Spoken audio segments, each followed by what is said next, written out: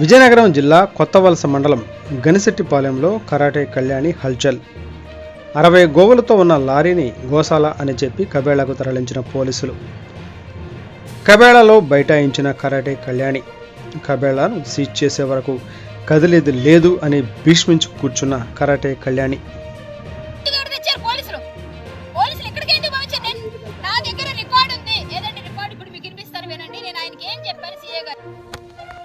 నేను మీకు పంపిస్తున్నాను వినండి ఒకసారి కావాలంటే. ఇక్కడ నేను ఆయనతో చెప్పిన మాట నేనేమైనా కోల్పోయాను.